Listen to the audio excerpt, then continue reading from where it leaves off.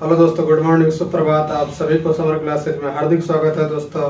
तो कैसे हैं आप लोग? तो शायद अच्छे होंगे आप सभी लोग। तो आइए आज हम लोग स्टार्ट करने जा रहे हैं 10th क्लास का गोधूली भाग 2 का जो काव्य खंड का 10वां चैप्टर है अक्षर ज्ञान। इसके सब्जेक्टिव को देखेंगे हम लोग। इससे पिछली क्लास में हम लोगों ने इसके ऑब्जेक्टिव और साथ में जो है सो उससे पिछली क्लास में इसके परिचय के साथ साथ हिंदी जो कविता है इसके पूरे हिंदी अर्थ को देखे थे।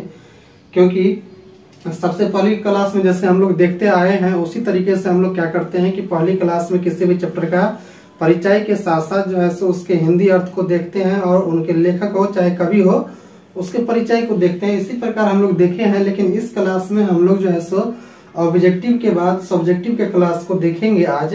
तो देखिए, ये जो सब्जेक्टिव है ये अक्षर ज्ञान का, आप लोग जो है सो जो लोग पहले इस क्लास को देख रहे हैं और दिक्कत कहीं होता हो तो वो लोग जो है सो इस क्लास में जो है सो डिस्क्रिप्शन जो है सो इससे पिछली क्लास का जो हिंदी अर्थ करवाए हैं कविता का उसका और ऑब्जेक्टिव वाला का दोनों वीडियो जो है सो वीडियो का हम लिंक जो है सो इसके इस क्लास के डिस्क्रिप्शन में डाल देंगे। आप लोग वहां से देख करके शायद समझ लेंगे, ठीक है।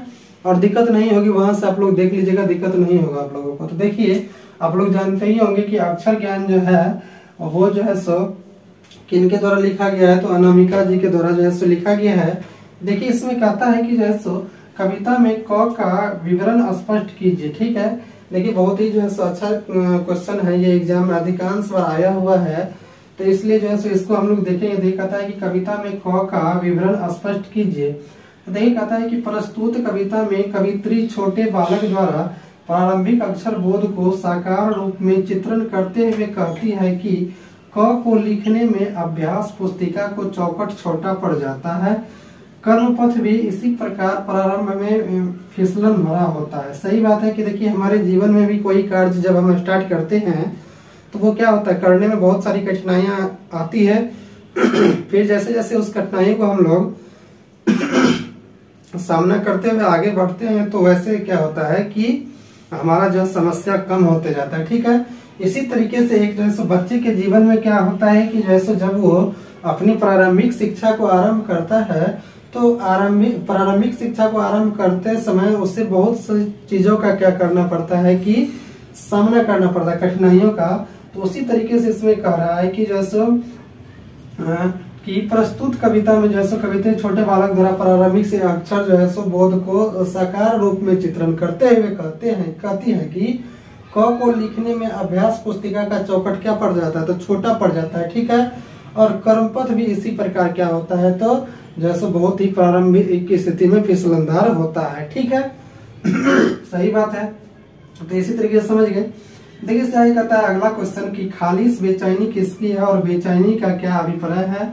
देखिए, कहता है कि खालिश बेचैनी खरगोश की है। क सीखकर ख सीखने के कर्मपथ पर अग्रसर होता हुआ साधक की जिज्ञासा बढ़ती है और वह आगे बढ़ने को बेचैन हो जाता है। बेचैनी का अभिप्राय यही आगे बढ़ने की लालसा, जिज्ञासा एवं कर्मपथ में उत्साह है, ठीक है।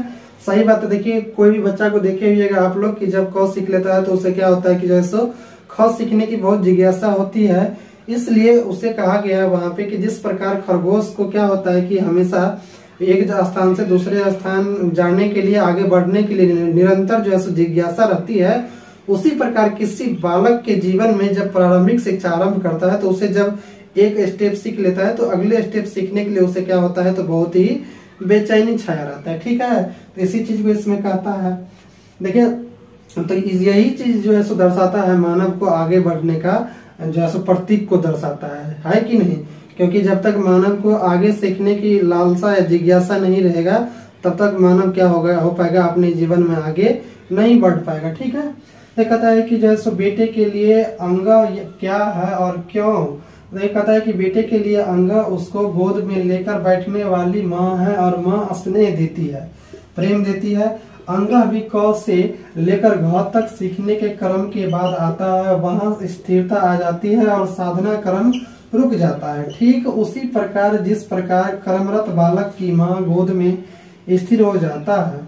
सही बात है कि कहता है कि जिस प्रकार जो है सो कोई बालक जो है सो अपने माँ के गोद में क्या होता है कि एक समय स्थिर हो जाता है, उसी प्रकार जब कोई बालक अपने जीवन की प्रारंभिक शिक्षा को आरंभ करता है और क से लेकर के घ तक जब लिखता है, घ लिख करके और जब अंत में अंग लिखता है तो वो अंग में वो अपने आप को ऐसा अनुभव करता है कि अब जो है सो हम क्या हो गए हैं, स्थिर हो गए हैं और अंत में आ गए हैं, स्थिरता आ गई है हमें। ठीक है, तो इसी चीज को इसमें कहा गया है। ठीक है, कि क से लेकर घ तक सीखने के क्रम के बाद जो है सो आता है वहां स्थिरता आ जाती है, यानी कि रुक जाता है वहां जाकर के और साधना क्रम रुक जाता है। ठीक उसी प्रकार जो है सो जिस प्रकार कर्मरत बालक अपनी माँ की गोद में स्थिर हो जाता है। ठीक है, इससे आगे भी कहता है कि बेटे के आंसू कब आते हैं और क्यों आते हैं। तो देखिए कहता है कि सीखने के क्रम में बार बार प्रयास करने पर जब भी बालक विफल हो जाता है तब पहली बार विफलता पर आंसू आ जाते हैं, क्योंकि कठिनतम प्रयास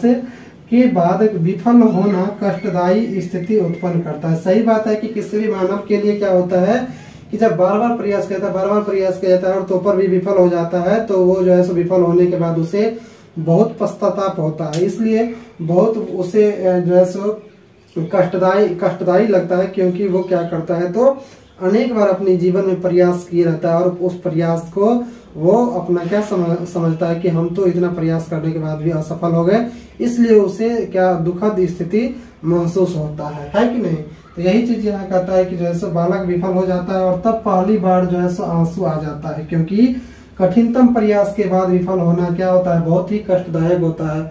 जीवन में कोई भी व्यक्ति हो जब क्या होता है बहुत ही संघर्ष करता है और संघर्ष करने के बाद भी वो क्या कर पाता है, अपने जीवन में आगे नहीं बढ़ पाता है, तो उसे उस कठिनतम जो है सो प्रयास या मेहनत का जो है सो क्या होता है, बहुत ही पश्चाताप होता है अपने आप में कि हम इतना मेहनत किए भी और हमें सफलता भी नहीं मिली, और उसे वो समय बहुत ही कष्टदायक लगता है। क्या लगता है, बहुत ही कष्टदायक लगता है। इसलिए जीवन में क्या करना चाहिए कि सही बात है कठिनाई आती है तो कठिनाई का सामना करते हुए जीवन में आगे बढ़ना चाहिए। ऐसा नहीं कि कष्ट आया तो आप कहने को उसको कैसे झेले और जीवन में उसको बोझ बना करके बैठ जाए और आगे नहीं बढ़े, ऐसे नहीं करना चाहिए मानव जीवन में। यानी मानव जीवन ईश्वर ने दिया है कि कड़ी से कड़ी मेहनत करते हुए आगे बढ़ा जाए, तभी जीवन में वो एक सफल इंसान बन सकता है, भले ही वो जिस क्षेत्र में हो उससे कोई फर्क नहीं पड़ता है। ठीक है, तो ये जो है सो पाठ हम लोग को यही चीज की शिक्षा देती है कि हमें निरंतर अपने जीवन में क्या करते रहना चाहिए, प्रयास करते रहना चाहिए अंततः तक, तभी जाकर के हम क्या हो सकते हैं, सफल हो सकते हैं अपने जीवन में। नहीं तो फिर अगर हम बीच में ही क्या करते हैं, परिश्रम को देख करके डर जाते हैं या कठिनाई को देख करके डर जाते हैं, तो फिर हमारा जीवन क्या हो जाता है, वहीं पे रुक जाता है और फिर हम अपने जीवन के विकास की दर को रोक लेते हैं और आगे अपने जीवन में नहीं बढ़ते। ठीक है, इसी के माध्यम से इस चीज को दर्शाने का काम किया है हमारी जो लिखे कवित्री हैं अनामिका जी, वो तो देखिए शायद आप लोग को ये पूरा समझ में आ गया होगा दोस्तों।